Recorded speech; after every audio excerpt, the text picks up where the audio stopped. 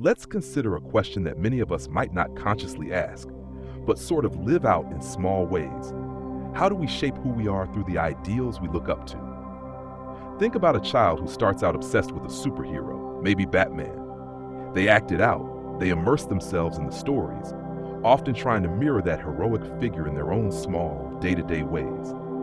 But what's fascinating is how it doesn't stop there. For some, it evolves. Maybe Batman turns into Thor. Maybe it goes beyond comic characters altogether, morphing into loftier figures like Jesus or Buddha. And here's where archetypes come in. They're not just characters, we could say they're like distilled truths, concentrated essence of what humanity considers heroic, noble, or even divine. They guide us, shaping our values and actions. But, and this is key, they're not entirely real in the everyday sense. True, Batman's fictional, but does that make the ideal of courage and resilience he exemplifies any less meaningful? Probably not. That blend of fiction and deeper truths is what makes archetypes enduring. It's why these figures, whether they're fictional superheroes or spiritual icons, remain so powerful. They push us to ask big questions. What's the best version of ourselves? And what does it mean to live for something bigger than just ourselves? But there's a trade-off too, right? While these ideals can inspire incredible personal growth, they can also trap us in flawed narratives. For every archetype that drives progression, there might be another one propping up outdated or harmful ideas. And we should ask, is it always obvious which is which? In this sense, it's not just about selecting the right ideals, but also recognizing that our understanding of them evolves, just as we do. The intersection of myth and rationality. So, let's talk about the value of mythological thinking for a moment. It's not that we're abandoning reason when we think in these terms.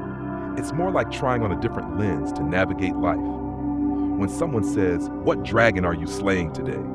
or compares their journey to that of a hero, it's not about literal dragons or actual heroism. It's about framing our struggles and goals in a way that feels meaningful and motivating. And this approach, it works. It resonates with us on a very human level. But here's where it gets tricky. What happens if we start taking these metaphors as fact? Let's use an example. Deepak Chopra might say that by feeling at one with the universe, we've somehow proven that consciousness existed before the Big Bang. A statement like that may feel profound, but if we're being honest, it doesn't hold up under the scrutiny of evidence-based thinking. It's a leap from metaphorical insight to literal claim. And that's where the line blurs into pseudoscience. Still, it doesn't mean we throw the whole thing out. Myths and stories, even when they're purely symbolic, have a real utility. They give us a framework, let us organize our values and aspirations. But, and this is crucial, they don't require us to compromise our intellectual honesty. We don't have to believe in, say, an Akashic record or some collective unconscious as a literal truth to find stories about heroes or archetypes useful in shaping how we think about our day-to-day actions. And here's the takeaway. We can engage with myth without abandoning reason. It's about balance. A mythological framework can enrich our perspective and even inspire personal transformation, sure, but it only works when paired with clear-headed thinking. That's how we extract the value without getting lost in delusion. Honesty as a foundation for progress. Honesty. It's a word we throw around a lot, but think about it for a second. What does it really mean to live and act honestly, especially when it comes to how we shape society? At its core, honesty isn't just about telling the truth. It's about creating the conditions for real understanding. Because when we're honest, when we lay everything out without distortion, we create a kind of trust, a shared foundation we can build on together. But let's look at what happens when honesty is replaced by something less solid, like the postmodernist idea of dismantling all value structures. Sure, questioning traditions can feel liberating. To some extent, getting rid of old, limiting ideas opens up possibilities. But if we don't put anything thoughtful in their place, if we don't fill that vacuum, we risk falling into something just as mindless, if not worse. And often, these new ideas we adopt without question go unexamined. It's like trading one blind spot for another.